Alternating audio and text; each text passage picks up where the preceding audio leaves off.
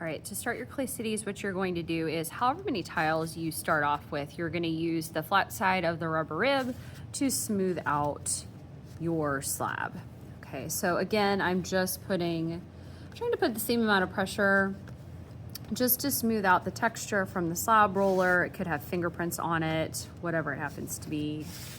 You can use this tool in multiple directions. Okay. And the goal is just to get that slab roller texture off.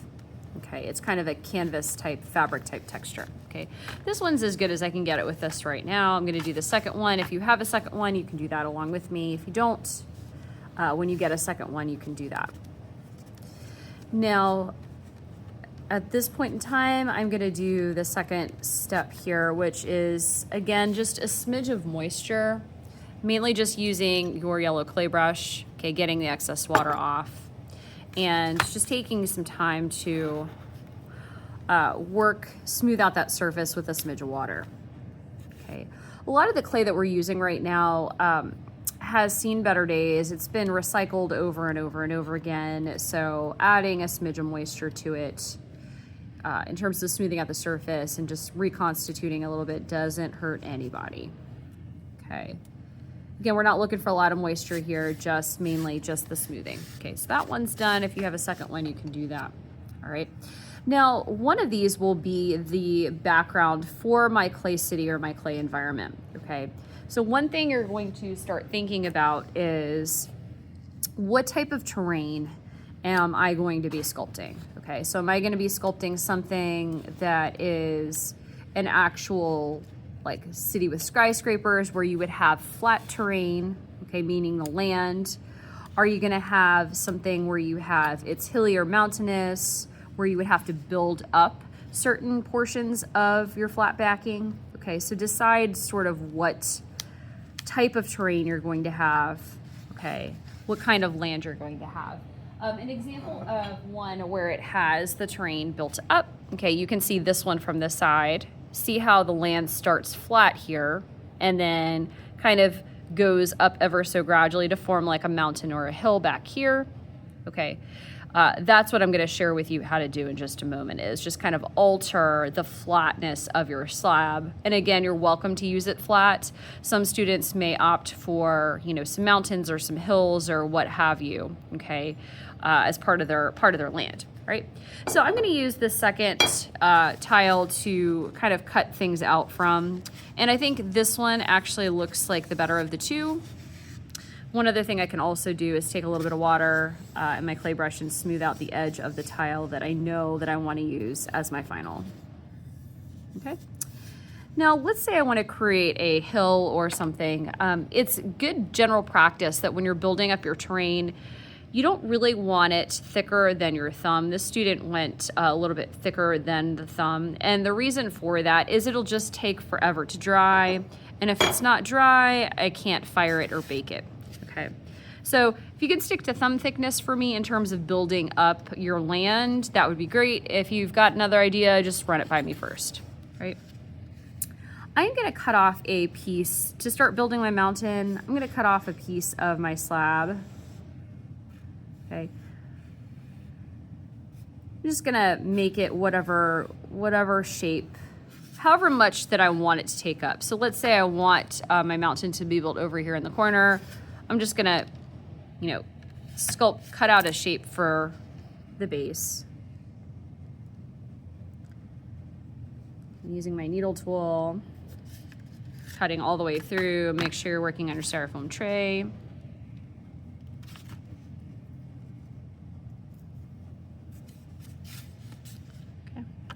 And let's say I want my mountain like right here. Okay. This right now looks like it's getting to be built up. If I want it to go a little bit higher, let's say I want this to be like a mountain peak over here. Okay, so it's like kind of the start of a mountain and then it gets a lot bigger here. I can cut off another section. Okay, and maybe just attach it in that one area. Okay, so it's a gradual landmass. Right? And again, I'm trying to stick to my thickness of my thumb as a general guide, and I think that should be okay. All right, now, right now it doesn't look like a whole lot. It just looks like a bunch of slabs of clay kind of smushed together. So what I'm gonna start to do is I'm gonna attach it, and I'm going to use my favorite tool to create my score marks. My score marks are my scratch marks. I'm gonna scratch both surfaces of what I want to attach together. Next, I'm gonna add a little bit of water. So clay brush in the water cup. I'm gonna water both pieces. And then I'm going to pull clay over the seam. Okay, so my mountain's gonna be on an angle here, and that's fine. Okay, remember when I pull clay over the seam, I'm looking for that line that separates the two to go away. And I'm gonna do that all the way around, or as far around as I can.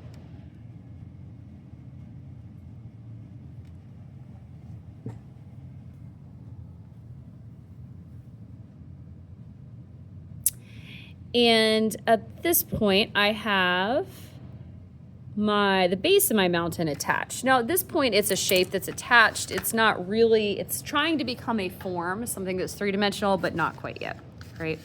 I'm gonna build up one section of this. This will be my mountain peak, I think, over here. It'll be a little bit off center. So I'm gonna do the same thing I just did. I'm gonna scratch or score both surfaces. I'm gonna add a little bit of water.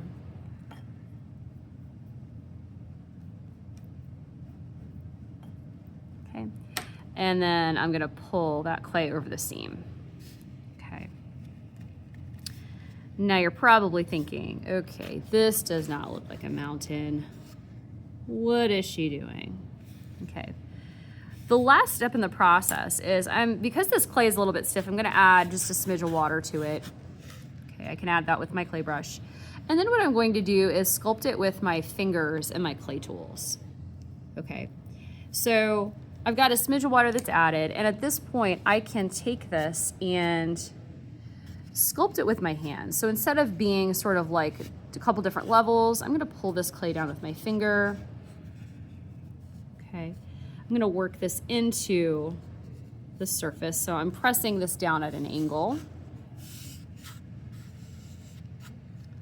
Okay, to make that go away, I'm pulling this down into the surface of my clay.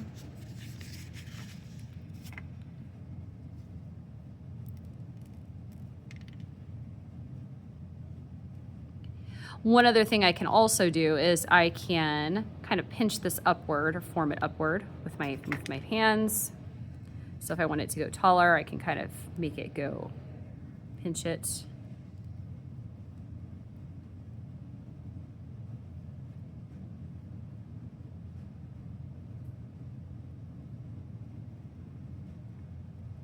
And again, you can kind of push and pull this with your hands.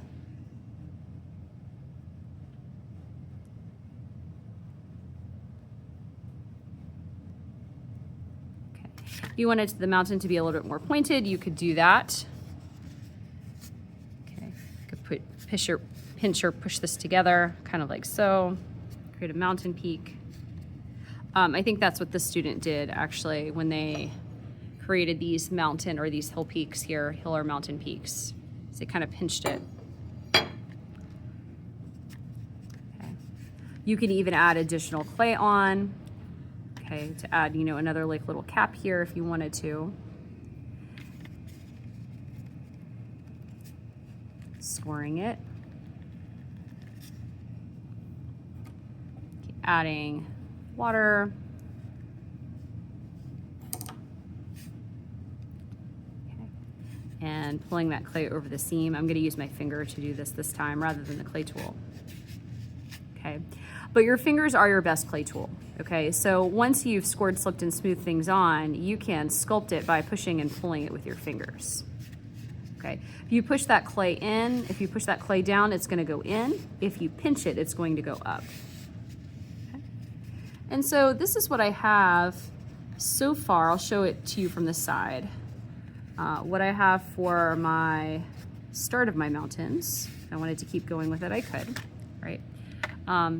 But this is kind of what I have from the one side. Could probably pull it down a little bit more. This is what I have from the other side. Okay, so you can see how part of my terrain is flat and part is bumpy for the mountains. Okay, so this is just one way, one of many ways that you can build up the surface of your slab. Okay, so whatever your terrain environment is, if it's not completely flat, you can add pieces of slab to it by scoring, slipping, and smoothing your clay, and then using the best tool you have, your fingers, to kind of sculpt it a little bit more.